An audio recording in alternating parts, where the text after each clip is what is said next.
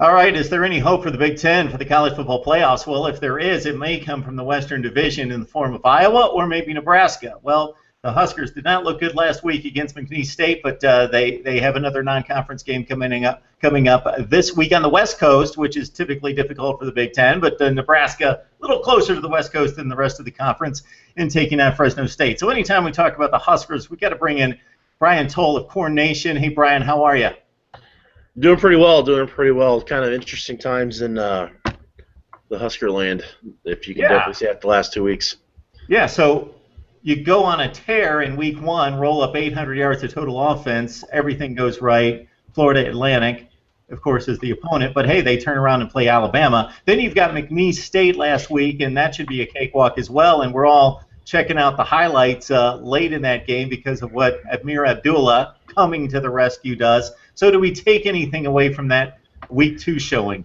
I think you take off, first off, that Nebraska's offense is not a complete it is hurt a little bit. In the McNeese State game, you lost Kenny Bell to a groin pull. You lost Jamal Turner, a senior, for the year with a Achilles tear. Take away that and the fact that Nebraska's run blocking really wasn't very good. Kind of maybe could be something where they read their own press clippings, quote unquote. So it could be something that maybe they weren't that well, especially in the second half. Nebraska only had 2 first downs. Went through a lot of 3-and-outs, put a lot of pressure on the defense. This second first down that they had was the Ameer Abdullah touchdown run with less than a minute to go.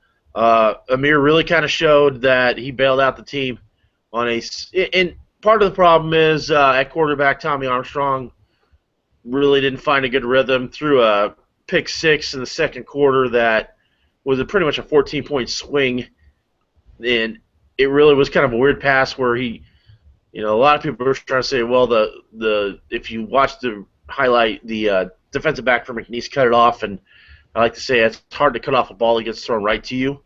So, it was an interesting game, and we all kind of thought it'd go to overtime, and we're freaking out as itself. It's kind of interesting because a lot of people thought that after Florida Atlantic, Nebraska was really good. The offense was back. The defense was great because they pitched a shutout after losing Gregory after the first drive. And what they didn't realize is that Alabama, put 40-something on them, in less time than Nebraska put 55 on them. So kind of different, totally interesting thoughts and feelings about both the offense and the entire team as they head to the West Coast for a really late kickoff, local time, 9 o'clock local time here up in Lincoln. So Brian, let's stay on the offense here because you bring up the issues with Kenny Bell and Jamal Turner you lose, and in talking to you in the preseason, you were pretty happy, or there was optimism about the skill players and the depth of skill players, not just Bell and Abdullah, the star guys, but a lot of playmakers on this offense. But suddenly you take some hits. So what is the status of the dynamic playmaking ability of this offense now? That's a great question. Bell's going to be back. He had a groin issue against McNeese. Turner's out for the year, probably trying to get a medical red shirt with a torn Achilles. They also haven't had Sam Birch this year. They haven't had Brandon Riley at all this year. Really, the only kind of consistent wideout that they've had on the field the whole time is Jordan Westerkamp, and he didn't really touch the ball at all second half against McNeese State. The constant has been Abdullah, and we all knew that was going to be the case, but we didn't realize it was going to be that big. Tommy Armstrong seriously throwing over only 50%. There's a lot of people wanting Riker Fife in. They want Johnny Stanton in. They want somebody else in as quarterback. We've been told by the Nebraska media that's watched practice in the fall camp session that Armstrong was head and shoulders clear better than any other quarterback. So not sure really what they're looking for unless there's something that we haven't been told or such. And my theory always is if this many people are saying it's true, then gosh, it must be true. So Nebraska just, Tim Beck was kind of vilified this week as, most offensive coordinators always are, after a week where you don't do much against a FCS team. And his statement was, one sentence he said, "Hey, I got to get these guys in a better position." The other statement was, "Maybe I'm overcoaching." Well, what are you doing, or what are you do? You can't do both. And he stated making Tommy play inside the system and such, which is fine and dandy, except when you're panicking and you're going to go down to one of the best, a better team out of the championship division. When did Nebraska get so timid and such on offense? It's really something that Tim Beck kind of fought the entire time he's been the OC at Lincoln. Not having having playmakers like Taylor Martinez, like Rex Burkhead and such, and always seemed to kind of falling somewhere on that play calling, putting people in good positions and such. Abdullah obviously saved the day, but it's kind of a weird thing because you're going against a Fresno State team, and there's only one team that's worse than Florida Atlantic in points per game, giving up points in the nation right now, and that's Fresno State. So, it's kind of a catch-22. If you don't play well against Fresno State, what's wrong with the offense? If you play well against Fresno State, well, you're playing one of the worst defenses in FBS. So, what do you, it's kind of one of those weird situations where damn if you do, damn if you don't. So definitely we're gonna see what they got. There's guys Terrell Newby again, Monty Cross in the backfield. There's other playmakers. There's wide receivers, Ethan Carter and such. That has to step up. It can't just be the Westerkamp show and the Abdullah show. Armstrong's got to take care of the ball a little better. Other players got to step up when they get the ball, and definitely this offensive line. Offensive line last year run block very well.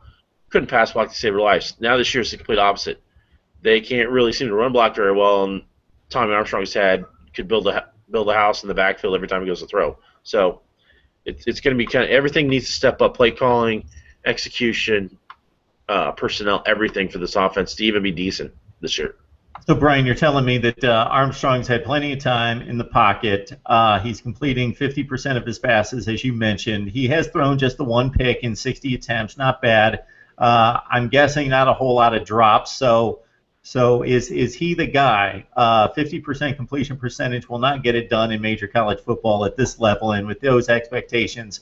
So what have you seen out of Armstrong in these two games? Is he much improved from last year, or where does he stand in your eyes? I think putting the team in the proper play, he's done a little better. I think he's had a little. I think when he's had the time in the pocket, his patience has been pretty good. I think the problem with Tommy is that there's no intermediate passing game for Nebraska. It's a 5-yard out or a 20-yard bomb down the field. There's no 8 to 10-yard passing game, and that's really kind of frustrating, especially in a high-level third down where you can't move the ball and you're putting, and that's what happened last week. We had 36, 37, 38, and you can't run the ball every single time. And McNeese, dared Tommy to throw it, and it got to the point where you couldn't really dare him to throw it because you couldn't throw it, So is Tommy Armstrong the answer? I don't know. I don't think Nebraska has to. It's been always my suggestion that Nebraska's having kind of underdeveloped the quarterback role at Nebraska ever since Tim Beck's been there. Ever since really Bo Pelini's been there with Sean Watson, who's now at Texas. It's been kind of interesting to see how quarterbacks develop and such. There's more interest in getting them out in the summertime and getting the different coaches in the summertime to develop them instead of, really kind of the quarterback coach in Nebraska is Joe Gans, who's a graduate assistant, and there's only so much he can do with them. And, yeah, Tim Beck is considered the quarterback coach, but when you're too busy tinkering and playing, I don't know, Dr. Strangelove or whatever with the offense, it's kind of hard to really kind of get an idea of what your quarterbacks want and such. So, this is not a new problem for Nebraska. I mean, Taylor Martinez got better, but then last year when he was hurt, this problem propped up. So it's nothing that it should shock anybody if Nebraska's having issues with quarterback development. So right now, Tommy's what they got, and Tommy's the best they have. Again, you have Riker Fife, who's a walk-on from Grand Island, and then Johnny Stanton, who's the lead 11 quarterback, who's third string right now. And if your lead 11 guy is a third stringer to a walk-on from Grand Island, that you're afraid that his 180-pound body would be demolished the first time he get hit, then yeah, you're gonna have to play Armstrong until he falls apart or he shows you something. So hell or high water with Tommy, I guess. Yeah, kind of makes sense from that standpoint. Let's look at defense. Nebraska, again, in my view, has been, I don't want to say atrocious at times on defense for the last 3 years. There was hope that it would be much better this year, and then you get hit with so many injuries in the offseason. So the defense looks great against an inferior foe, and then against another inferior foe doesn't look so good. So you're going to Fresno State, and what are your thoughts about the Black Shirts? You know, interesting enough, you know, in the game against Florida Atlantic, FAU lost Jaquez Johnson. Kind of helped Nebraska's cause a little bit. The only touchdown they let up was on a first drive of the game where Randy Gregory was hurting. His knee was bothering him, but after that, the entire game they shut out Florida Atlantic. Now against I would say against McNeese State, they probably got left to hang out to dry by the offense with 3 and outs and such all the second half. That was the big issue, to me at least. Linebacking is still kind of an issue with this team. With Michael Rose out, Josh Banderas assumes the middle linebacker spot. He's a little better, but he still tends to get lost swimming on some plays. Zaire Anderson is getting there, but he needs more game prep. Guys that really helped out are the secondary, Byerson Cockrell, Josh Mitchell, Corey Cooper, taking over for guys like Leroy Anderson and departed Stanley John Baptiste and everything like that. Defensively, they're only giving up 127 yards a game in the passing game, and they're only giving up 140 yards rushing. So it's not like they're playing bad. It's, granted, Florida Atlantic didn't do much. McNeese State did do some. It depends on really kind of what they do. They're not causing turnovers. They only have 1 turnover in 2 games they've caused, so that could be an issue too. It's kind of one has to help the other. The defense looks good if the offense keeps them off the field for a while. If the offense is going 3 and out like they did against the Cowboys, well then the defense is going to get put out there. McNeese State killed them in time of possession, and obviously the one thing I worry about during the Fresno State game for both sides of the ball is that Nebraska hasn't really worked out very hard this fall camp and such. Their longest practice all year was 1 hour and 45 minutes, and that was in shells or just shoulder pads itself. And the forecasted high for Fresno tomorrow is 101, and it's going to be roughly mid-90s at kickoff. And if you're not, you haven't been, running very hard in that heat, it's going to hit you very well. And we're going to see the theory of definitely. You can definitely see the theory of whether the lighter workouts have helped out, because if they get in a track meet all of Fresno State, in the fourth quarter, it's definitely going to show whether they wilt or not. And I think that's one worry. It's not a big worry, but it's definitely a worry that people have. And that's something that unless you got some insight into the program and the way that the team's working out, you're not going to forecast that and expect that. So that's good insight right there. So now you bring up Fresno State. They're staring at the Bulldogs. 10-0 last year to start. They lost a couple games late. Derek Carr off to the NFL, and you always wonder with a non-elite program, is the team that we saw last year, and once all these guys leave, Devontae Adams and others, along with Carr, are they going to maintain that, or is this just, hey, they had a good group together? Well, it looks like a good group has gone off and graduated. They do have one of the top safeties in college football, but they get blasted by Utah, get blasted by USC. At the same time, they've got issues at quarterback with Brandon Kennett, the Duke transfer coming in. Brian Burrell has not been the answer as well. Kennett's got 3 picks in just part-time duty already.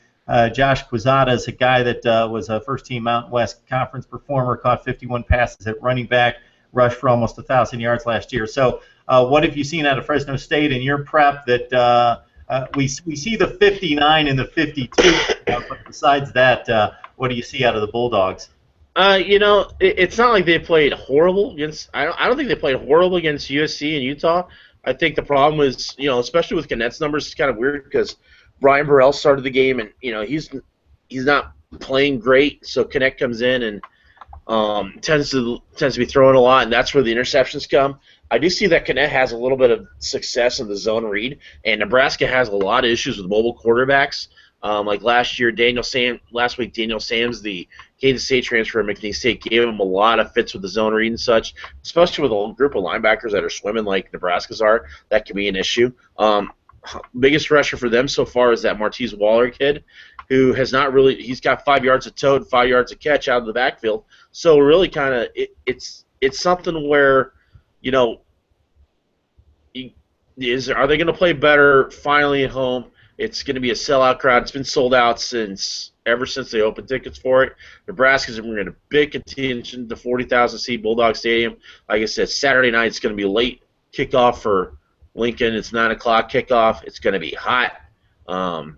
Fresno State's going to play like a team that is, you know, has a little bit of a little more urgency. Nebraska's going to be playing like a team that got their eyes opened last week. And remember, Nebraska has another decent-sized non-con game that finished their non-Big Ten slate against Miami next week in a primetime spot on ESPN2.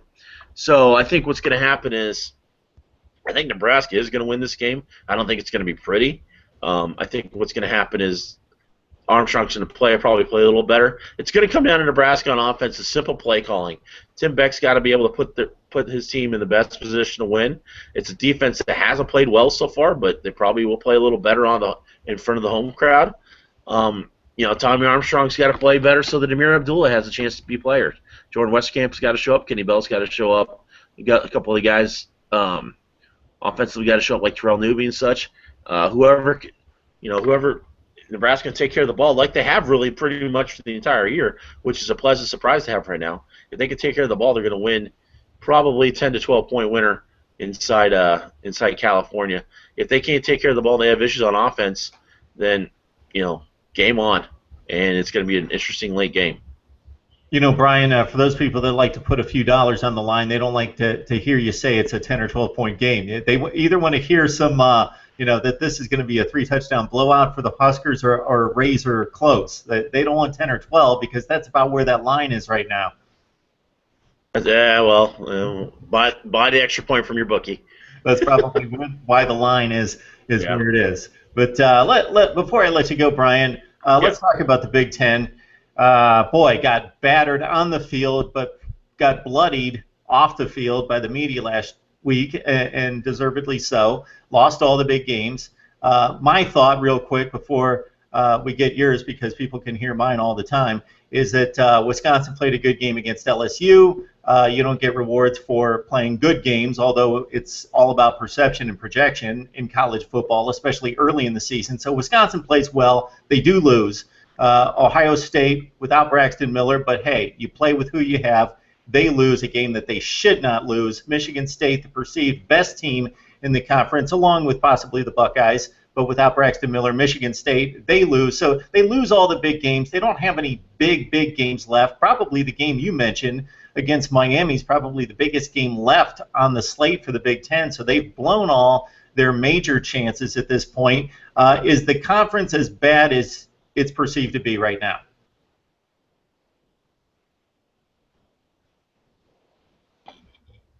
No, but it's not great by any means. Definitely. Here's the problem.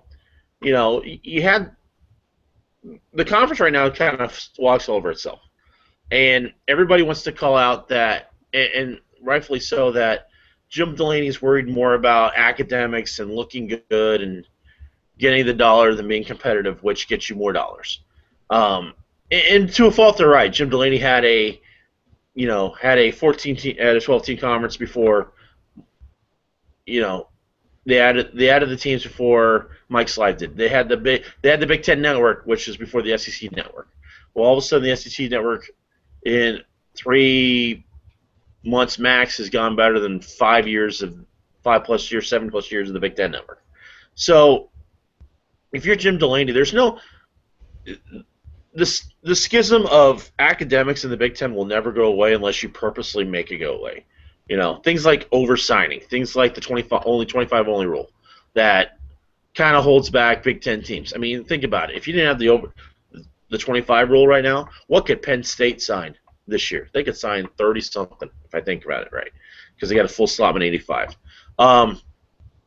You know, as far as, you want to go up and down the teams, Maryland has looked okay. Indiana's probably looked pretty good. Ohio State, we all knew it was Braxton or bust. And to be fair, that score really wasn't indicative. It was a pretty close game, except for I remember right, there's a pick six involved in that. Here's a good litmus test for the conference this week. Minnesota's comes down to Fort Worth to play TCU. Now, if they can beat TCU somehow, how all of a sudden you get this little. You combine that with Iowa beating Iowa State, which should happen, granted, but then all of a sudden you got Illinois versus Washington. If those three games pan out, it makes it feel a little better. I thought Michigan State was actually pretty good against Oregon for the first 2.5 quarters, and all of a sudden Oregon said, hey, I want to score 21, and goodbye now. Is it bad as – no, it's not. It's really not. But the Big Ten could have gone undefeated last week, and you still have the same theory. You really would.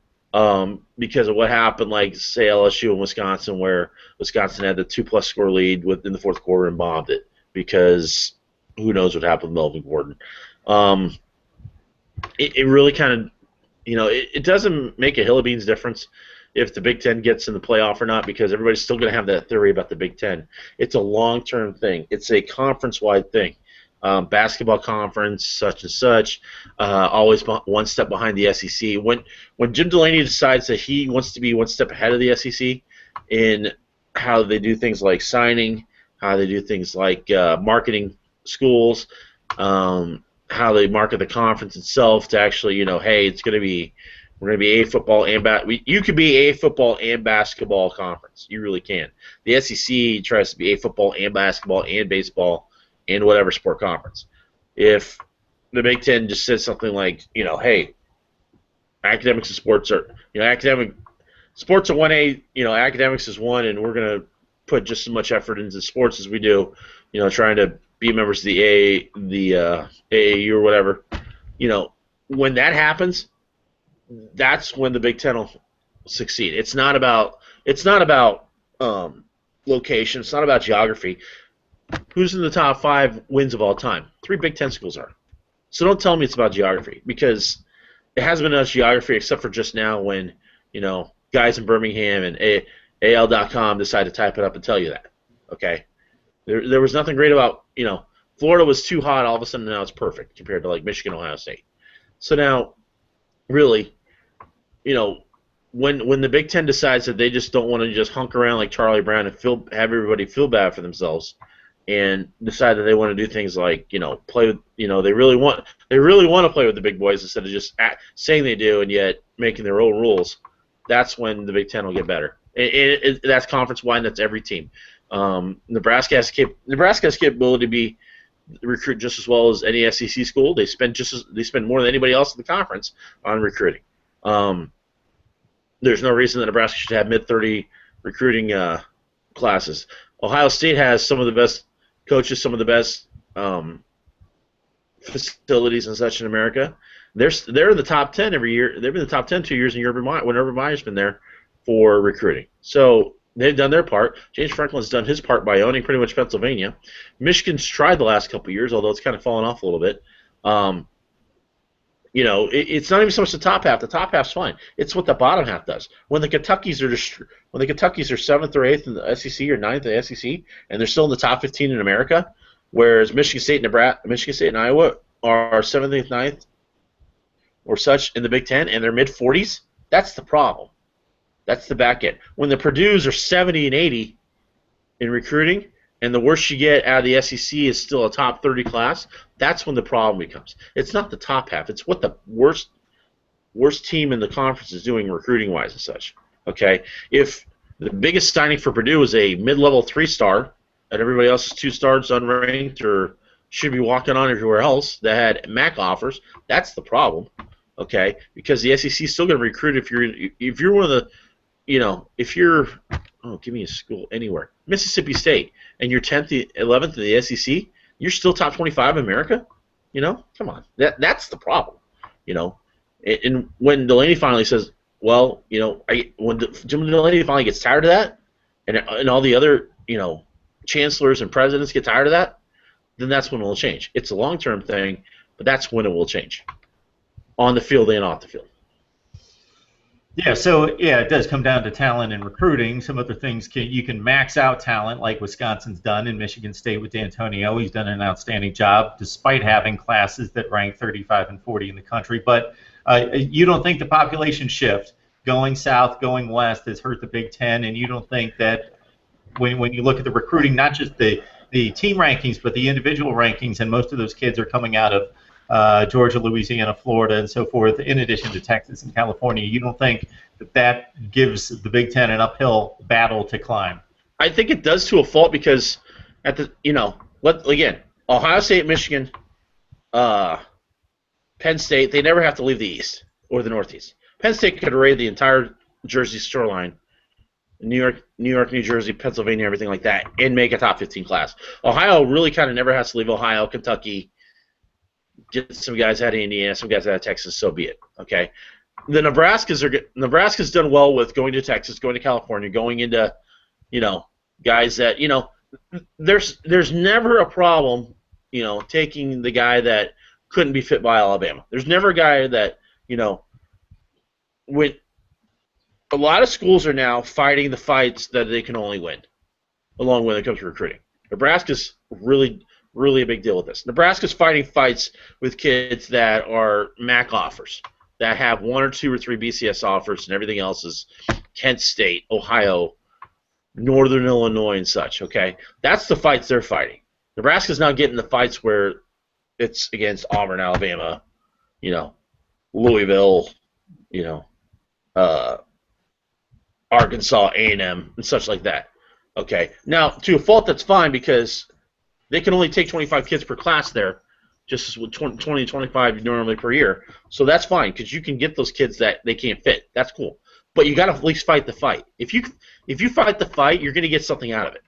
Okay? If you just decide that, hey, I'm not going to, get in there, that's whatever, that's fine. Michigan State, they've shown that they can just recruit anybody they want in the state of Michigan and go against Brady Hoke and develop them better than what happens in Ann Arbor.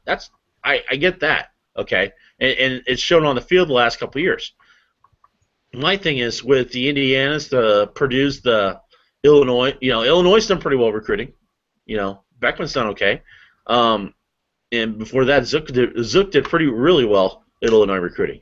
So yeah, they've changed.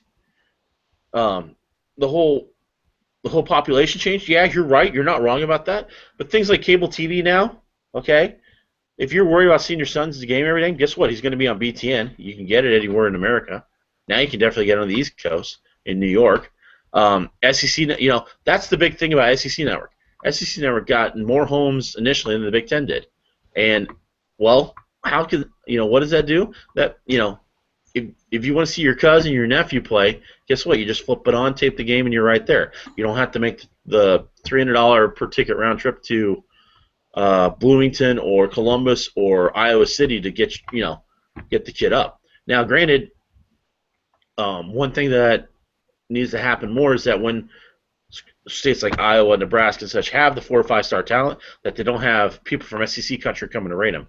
Because there was a big time tackle, name slipping my mind, that Iowa and Nebraska won last year in the state of Iowa, and Nick Saban just came in and just said, "Hey, I'm Nick Saban, come sign for me," and he did. So Piercebacher, I think it's Ross Piercebacher. And, that's going to happen. It's going to happen with some kids, but the more you keep the in-state home kids and get what you need out of, the more fights you fight, the more you're going to win. If you're not going to fight, you're not going to win. Okay? And I get you're going to lose some. That's fine, but you're going to win some. And the ones that win some are going to really be able to change your program. So that's definitely something I wish would happen a lot more recruiting-wise. They're getting better, but it still needs to happen a little more in the Big Ten. I mean, it's a whole conference, not just one school. It's the whole conference. When the SEC does well, every school claims their SEC. It's not. When the Big Ten does well, I don't care about them because they're in the Big Ten. So again, it's got to be the whole conference that does it. Okay, Brian, good stuff. I could talk about this forever because I get a little wound up when we start comparing conferences with the reality versus what the national media shoved down people's throats.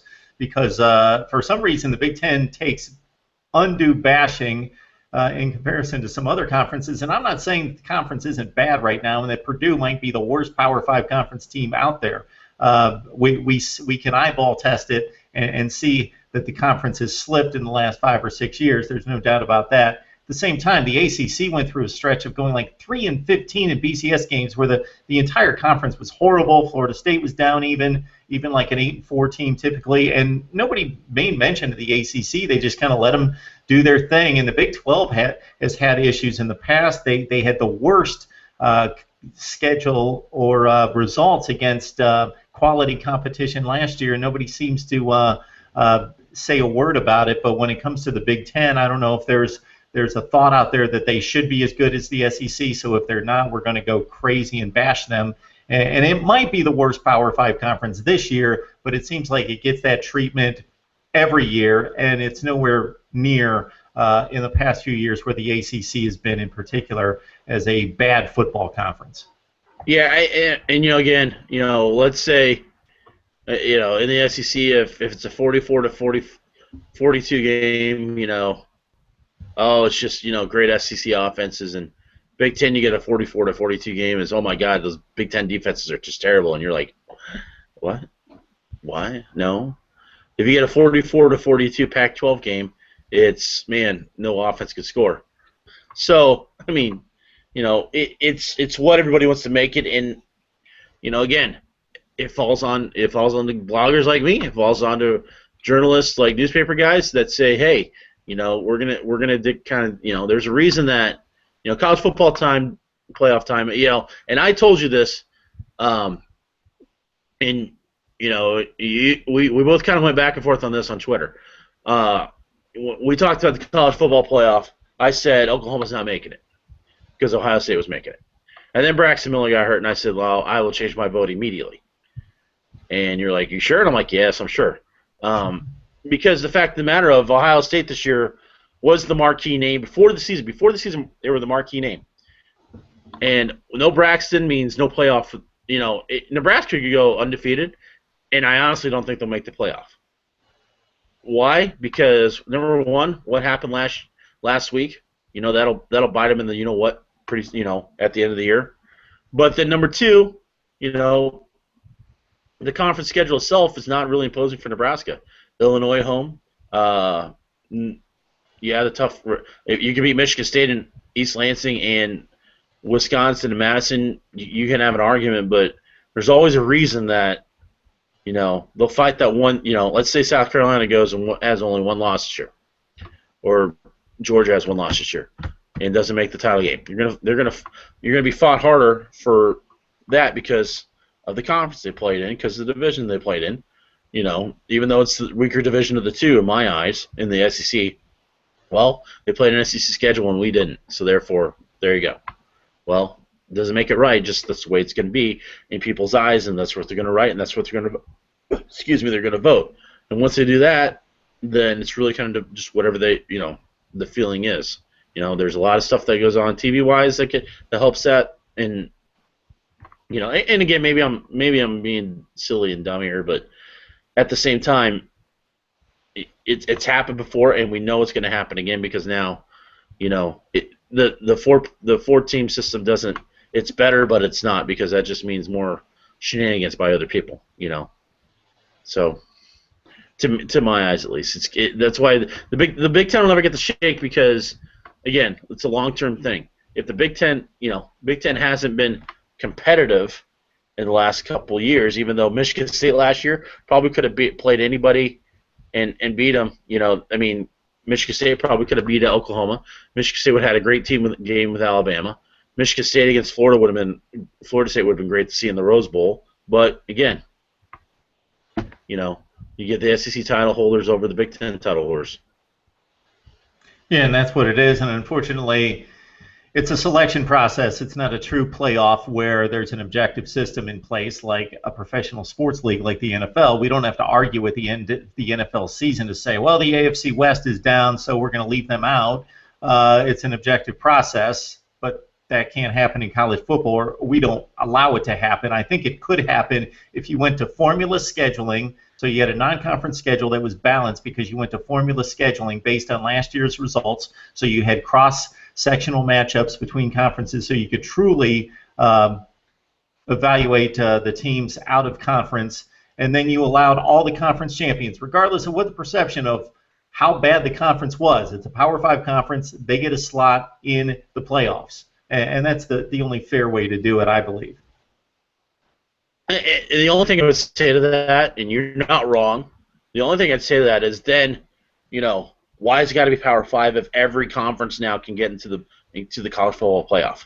Okay, I would agree with that. And, again, you're not wrong, and you're not wrong. But then the Mountain West says, hey, how many times has the Mountain West been screwed over by Boise State going undefeated, or when TCU was there, TCU going undefeated? Remember the year that TCU and Boise both qualified for the BCS, and they got the Go Away and Shut Up Bowl in Glendale?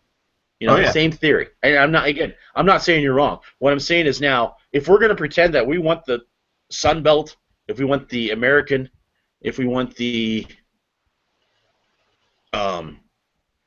Mountain West, sure. It's not now, that focus on the Power 5 because of what's going to happen with the O'Bannon case, okay? But it's not like, all of a sudden you're invited to the same meal, but 5 conferences get the big boy table with the silverware and the place settings, and the other conferences get a picnic table with paperware, I totally agree with you. Actually, that's my model. I've kind of compromised it just for this conversation, but that's actually my model. As you go to 16 teams, you include every conference because, as you just said, the big boy table, the kids table, either you're playing FBS football or you're not. So make a decision. Power 5 conferences, go on your own way and play your own championship. But if you're playing everybody, if you're playing 10 conferences, including the MAC and the Sun Belt and the Mountain West and everybody else, then include them and make it a 16-team playoff. You go with the 10 conference champions, and then you do it like the NCAA in basketball, and you bring in the second and third place teams from the better conferences, but you give everybody a shot, at least their champion, to play against the big boys, just like we see every March in the NCAA tournament. And that would be, in my eyes, the best way to do it. I agree with that. The only 16 does sound like a lot, but you know what? These kids, it's December. Most of them aren't having school. If they do have finals, then so be it. We give them a week for finals. They like to tell you they always always the argument. Well, you can't keep them away from school because they're learning in school. And I always think to myself, okay, how much do college basketball players travel in a week? And you're going to tell me that? Okay, you're not wrong. You're not right, but we'll pretend you are. So. Yeah, at this point, they're playing close to 40 games by the end of the year if they make it all the way to the final. Exactly. Exactly, and that's just irony to me. Same thing actually. College baseball.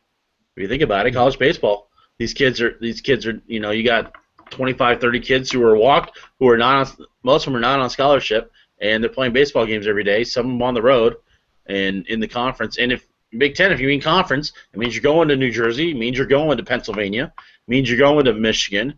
And they're missing school time. But if football players miss one class, it's bad. Okay.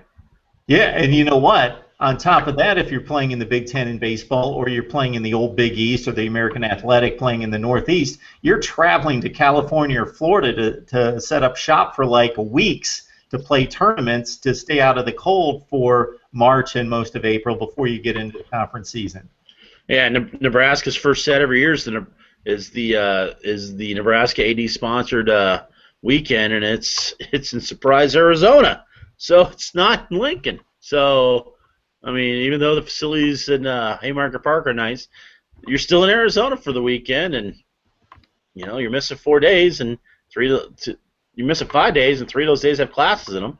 But again, if we miss classes of football, it's bad. So, Yeah. Okay.